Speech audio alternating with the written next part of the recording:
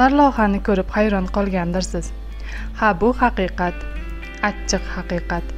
Ammo men hozir dardi hol qilib, kundoshimu erimga tosh yog'dirmoqchi emasman.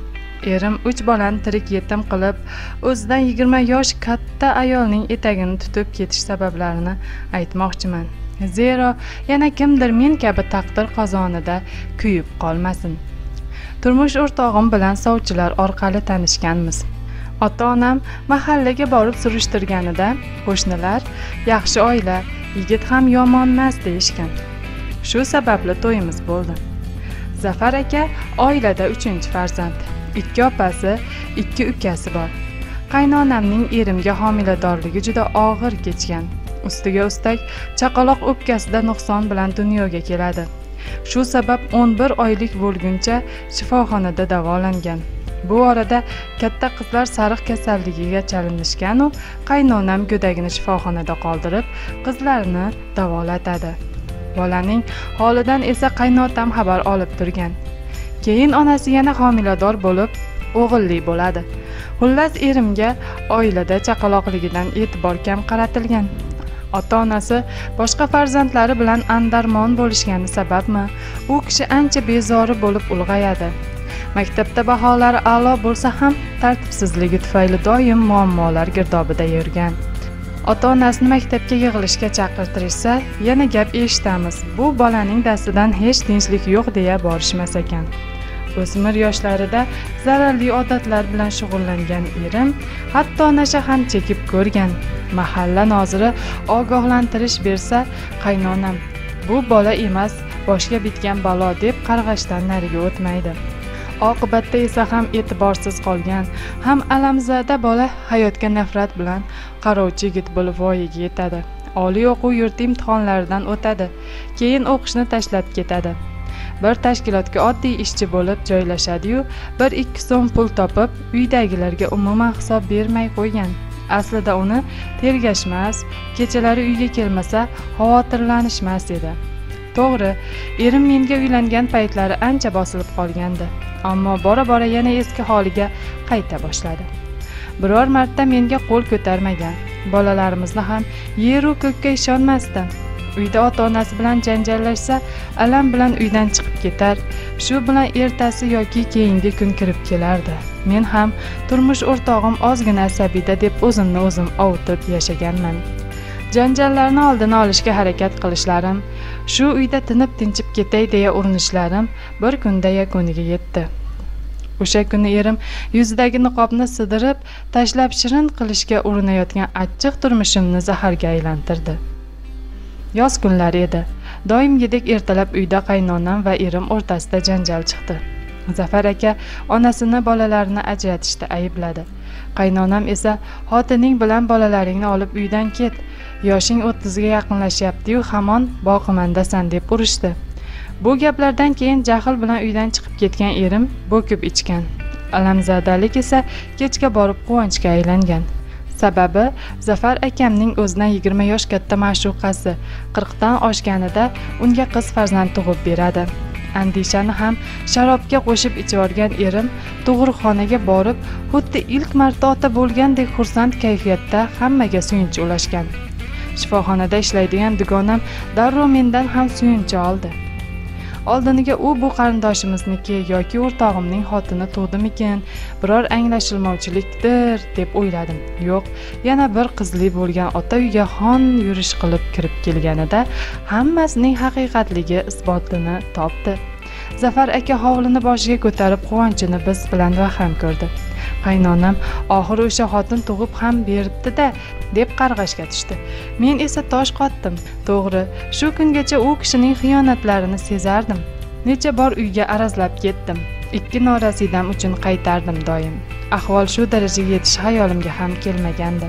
Yoshi 40 dan oshgan, 2 bor ajrashgan qizlari men qatori ayol bilan erimning don olishi.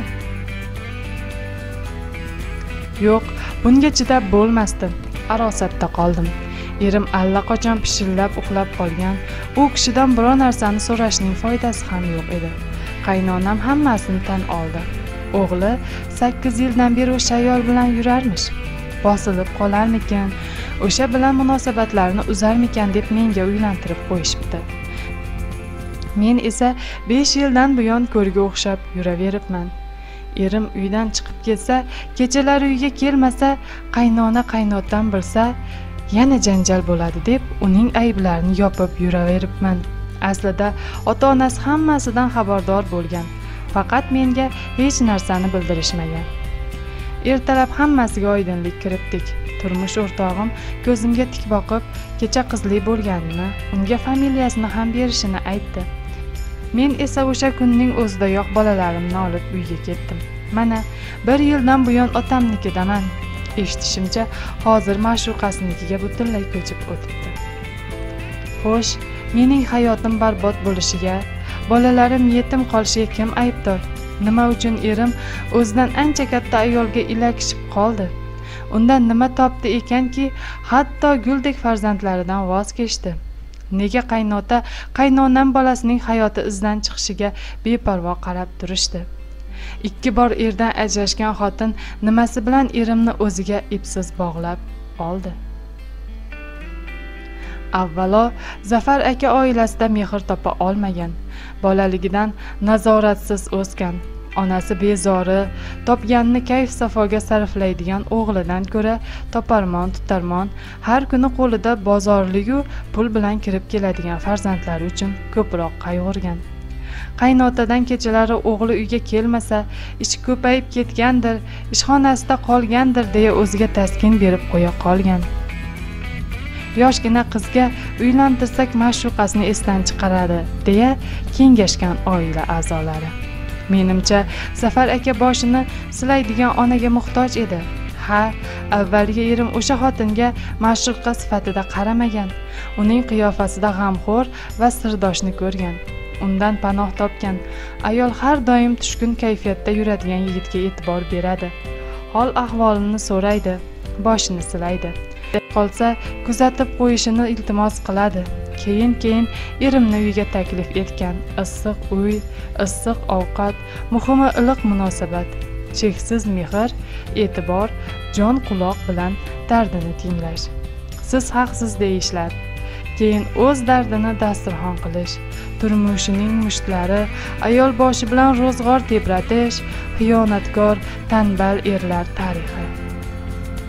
Bir emas, 2 bor turmushdan ajrashgan xotin haqiqiy erkakni orzu qilishi va o'sha erkak Zafar aka ekanligiga shama qilishlar. Natijada mening hayotim izdan chiqib, bolajonlarim yetim qoldi. To'g'ri, bu ham sinov. O'zimda ham ayb bor. Erimning fe'l-atvorini o'zgartiraman deyavergancha, uning yurish-turishini nazoratga olishim kerakmidi? Atrofdagilarning gap so'zlariga ozgina e'tibor qaratishim, xiyonat qilganini sezib ham ichimga yutmasligim lozim edi. Xonadonimizda faqat ota-ona va farzand o'rtasidagi muammolar hal qilinishini emas, kelindek bir jon borligini bildirib turishim shart edi. Shundoq ham oilamiz notinch, deb ularning tinchini o'ylab, o'z oilamni bir chetga surishim menga qimmatga tushdi. Vaqt ortga qaytmaydi. Peshonaga yozilganidan ham qochib qutulib bo'lmaydi. Ammo turmushga chiqish ostonasidagi qizlarga kuyovning o'tmishini yaxshilab surishtirishlari kerakligini aytmoqchiman. Asosiysi, o'g'il tarbiyalayotgan onalar o'z bolasidan e'tibor, mehr va vaqtlarini ayamasliklarini istayman. Ertaga erkatoyingiz bir uyning begi bo'lishini unutmanglar, demoqchiman. Siz tarbiyalay olmagan bolangizni begona bir qiz odam qilib bera olmaydi. Axir, bola boshidan degan ibora bejizga aytilmagan. Sizlarga yana bir ibratli hikoyani so'zlab berdik. Xulosa chiqarish esa o'zingizdan. Biz shunchaki oila muqaddas dargoh ekanligini unutmasligingizni so'rab qolamiz.